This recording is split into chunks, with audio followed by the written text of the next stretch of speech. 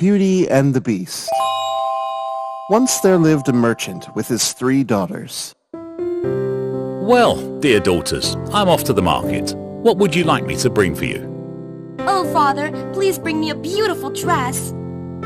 And I would like a lovely pearl necklace. And what can I bring for you, Beauty, my child? Father, I would be very happy if you could bring me a beautiful red rose. So the merchant set off for the market, and after finishing his business, he bought the dress and necklace for his 2 daughters. Ah, well, I've finished my business and shopping. It's time to head back home. It's getting late, so I'll pluck the red rose for Beauty on the way. The merchant was halfway home when suddenly there was a loud clap of thunder with lightning, and it started raining heavily. What awful weather. How am I going to reach home in this fierce storm? I can't even see any sign of shelter. Suddenly, the merchant saw a bright light, and going on near, he saw a beautiful castle. No one seemed to be around, so the merchant went inside. Oh my, a castle in the middle of the woods. And what a fine spread on the table. Yoo-hoo! Yoo-hoo! Anyone there? Strange. No one seems to be around. Oh well, I hope the owner won't mind if I help myself to some food. The merchant ate a hearty meal, and then went to find a place to rest. This is indeed a beautiful castle, and the bed there looks so inviting. Just what I need. The merchant was very tired, and fell into a deep sleep, waking only when the sun peeked in through the windows. Oh, that was a good sleep. The weather seems fine now. I'll have a quick wash and make my way back home. Ooh, I can smell some heavenly breakfast. Once again, a very fine meal was laid on the table. The merchant had his fill, and was now ready to leave. I wish I could meet the owner of this castle to thank him, but can't see anyone around. Well, I guess I'd better be on my way. So saying, the merchant made his way to his horse, and was pleased to note that his horse had also been given fresh hay. Just as he was about to mount his horse, he saw a bush with beautiful red roses, and remembered his daughter's wish. But as he plucked the rose, a horrible-looking beast dressed in royal finery glared at him from behind the bush, with eyes blazing. You're an ungrateful man. I gave you food to eat and my bed to sleep. And this is how you repay me? By stealing my beautiful flowers? You shall be killed for this. Oh, sir, I'm very, very sorry. I didn't mean to steal. My youngest daughter, Beauty, had asked me to bring her a rose flower, and I was taking it for her. Well, I will let you go on one condition. Anything, sir. I will do anything. When you go back, you will send your daughter, Beauty, to live with me here in my castle. What? Oh, sir. You can leave only if you agree to my condition. The merchant had no choice but to agree to the beast's condition. With a heavy heart, he left the beast's castle and returned home. Oh, Father, I love this dress. I can't wait to try it on. This pearl necklace is just beautiful. I'm sure my friends will be so envious. Thank you for this beautiful rose, Father. But why do I get the feeling that something is worrying you? Oh, my dear, dear Beauty. Unlike your sisters, you know me so well. I really don't know how to tell you.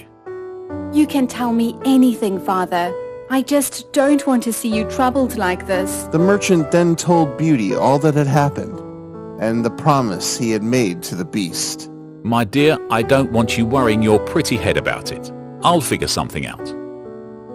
No, Father. You have given your word.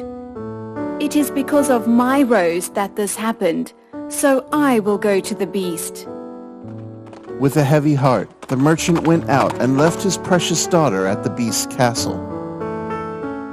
Beauty was at first terrified on seeing the beast, but the beast was so gentle and kind to her that slowly Beauty lost her fear of him. The beast is very ugly, in fact, quite frightening to look at. But he has treated me so well. He is indeed a noble soul. So life went on. Beauty spent her days in the beautiful gardens of the palace, and in the evenings she would sit in front of the fireplace doing embroidery. The beast sat near her, happy just observing her. However, one day things changed. Beauty, I've been wanting to ask you something for a very long time. Will you be my bride? Beauty was shocked. She had got used to the beast around her, but marriage? She could not even think of marrying such an ugly creature. I do like you a lot, sir, but the thought of marriage has never entered my head. Oh, it's all right. I'm not offended by your answer. No more was said, and life continued as usual. However, the beast understood that Beauty was missing her family, and one day he gave her a magic mirror. My dear, I know you are missing your father and sisters. Come, have a look in this mirror. Beauty could not believe her eyes. There in the mirror she could see her father and sisters so clearly, though they were so far away. Oh, sir, you are too kind. I don't know how to thank you. One day, when Beauty went to the magic mirror, she was shocked to see her father ill and in bed. She ran up to the beast.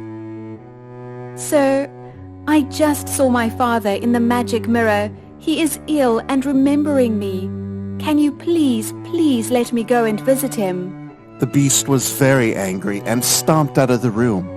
However, when he saw how sad Beauty was, he went up to her. All right, Beauty. I'll let you go to your father, but on one condition. You have to return to the castle in 1 week. I promise I will come back. You have been so kind to me. I cannot even think of breaking my promise. And so Beauty went to visit her sick father. My child, oh, how I've missed you. I cannot forgive myself for the situation I have put you in. No, father. You must not blame yourself and make yourself ill. The beast has been extremely kind to me. And even though I miss you and my dear sisters, I can see you every day through a magical mirror that the beast has given me. With his precious daughter with him again, the merchant became well very soon. Beauty was so happy to be with her family again, and she completely forgot about the promise she had made to the beast. And one night, she had a horrible dream. She saw the beast calling out her name. He seemed to be in a lot of pain and was begging Beauty to return to him. Oh, how could I have forgotten the promise I made to the beast? He has been so good to me, looked after me so well. I have been so happy with my own family that I completely forgot about him. Beauty rushed to her father's room. Father!